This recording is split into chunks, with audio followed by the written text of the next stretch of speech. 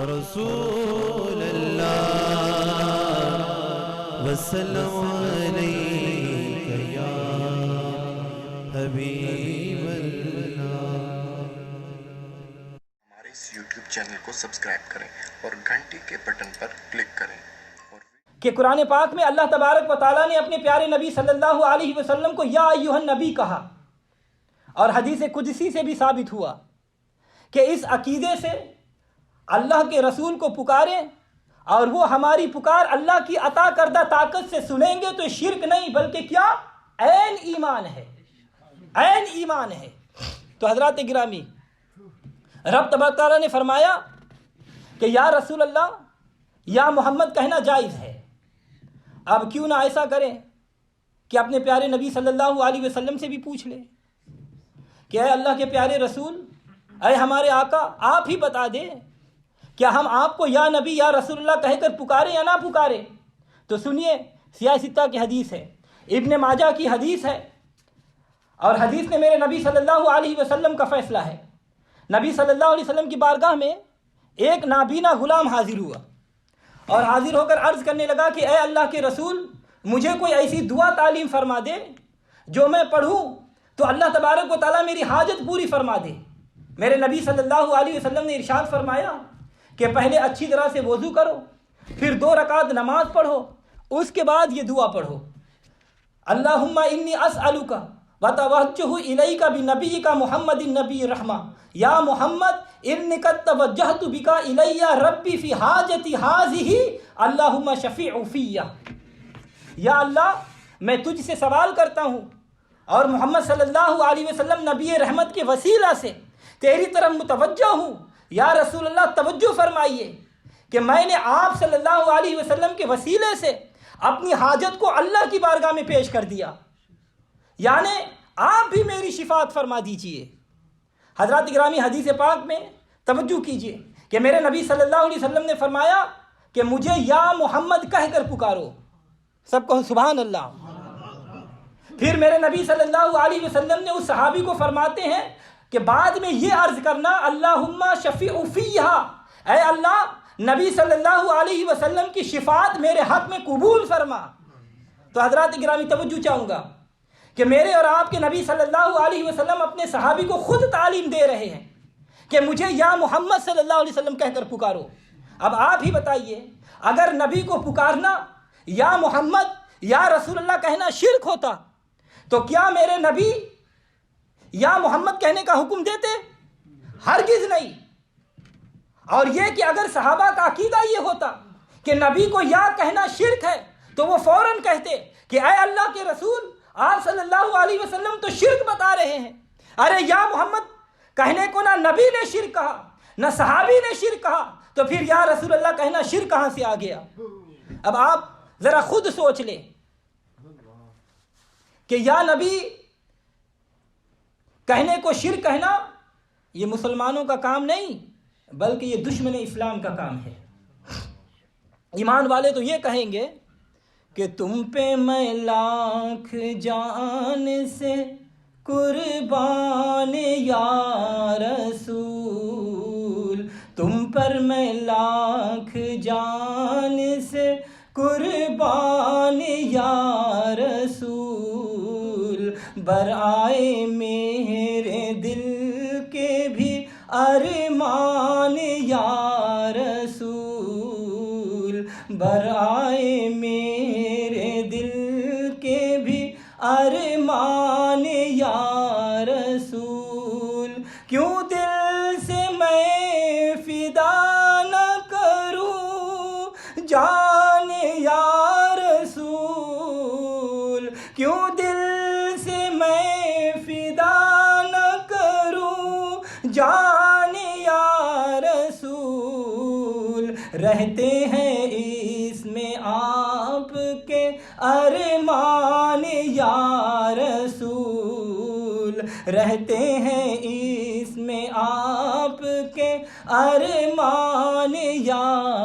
رسول۔ تو حضرات گرامی، معلوم ہوا کہ یا محمد یا رسول اللہ صلی اللہ علیہ وسلم کہنا شرک نہیں بلکہ میرے رب تعالیٰ کی سنت اور میرے نبی صلی اللہ علیہ وسلم کی تعلیم ہے۔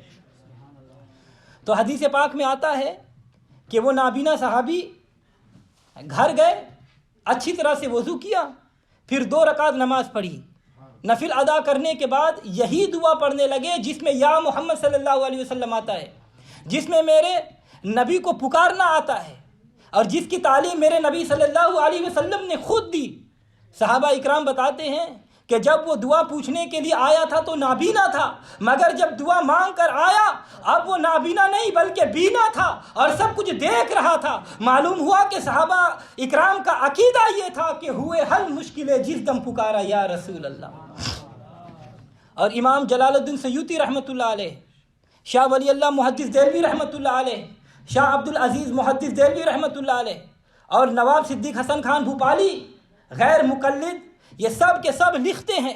کہ یہ تعلیم شدہ دعا ہے، صرف اس وقت اسی صحابی کے لیے نہیں تھی بلکہ یہ دعا پوری امت کے لیے ہے کہ اگر کسی کو کوئی حاجت پیش آ جائے تو یہ دعا مانگے تو اللہ تبارک و تعالیٰ اس کی حاجت پوری فرما دے گا۔ تو حضرات گرامی، اس حدیث پاک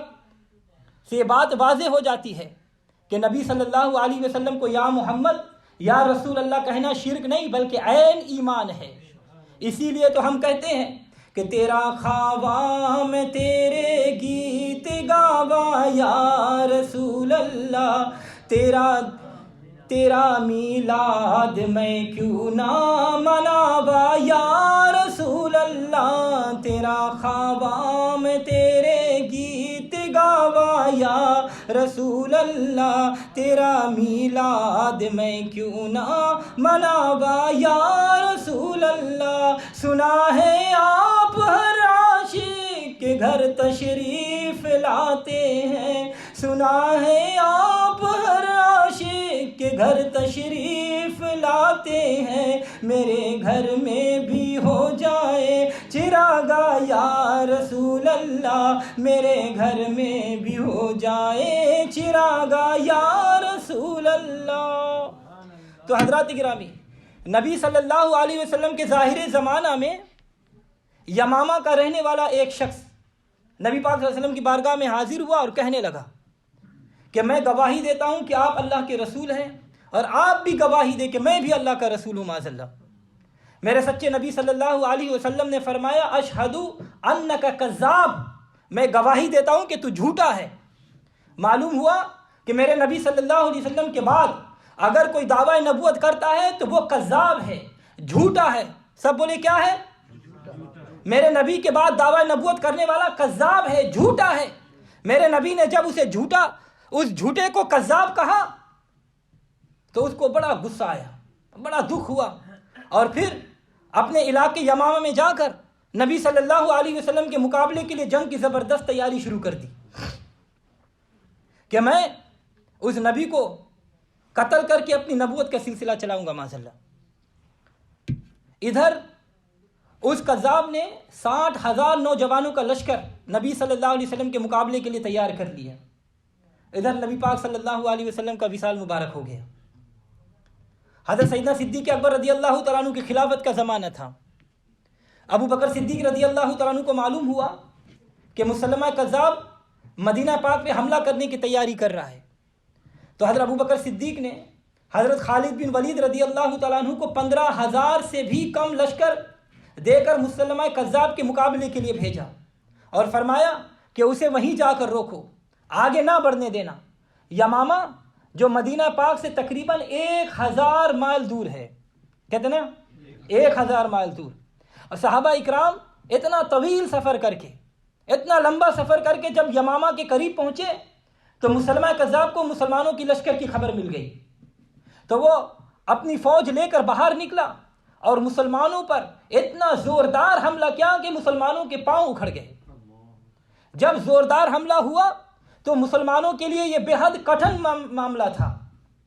مصیبت کا وقت تھا، تو اس وقت مسلمانوں نے کیا تو حدیث سنیے، حدیث کے الفاظ ہیں وَنَادَاهُ بِشَائِرِ الْمُسْلِمِينَ، اس وقت مسلمانوں نے ندا کی، پکارا، جو پکارنا مسلمانوں کا طریقہ تھا۔ طریقہ کہتے ہیں عادت کو، یعنی جب مسلمانوں پر زبردست حملہ ہوا تو مسلمانوں نے اس مشکل گھڑی میں جو اپنا پرانا طریقہ تھا،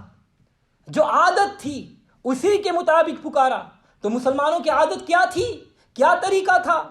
سنیے، سب صحابہ پکارنے لگے. وَقَانَ شَعَارُهُمْ يَوْمَ عَزَنْ يَا مُحَمَّدَا يَا مُحَمَّدَا يَا مُحَمَّدَا. اس دن اپنے طریقے کے مطابق پکارنے لگے، یا محمدہ یا محمدہ یا محمدہ، یا رسول اللہ ہماری مدد فرمائیے. تو حضرات گرامی، اس مشکل کی گھڑی میں مسلمانوں نے اپنی عادت کے مطابق پکارا. مسلمانوں کی عادت تھی کہ یا محمد صلی اللہ علیہ وسلم کہنا. تو معلوم ہوا کہ یا محمد یا رسول اللہ کہنا ایک سچے مسلمان کی عادت اور نشانی ہے.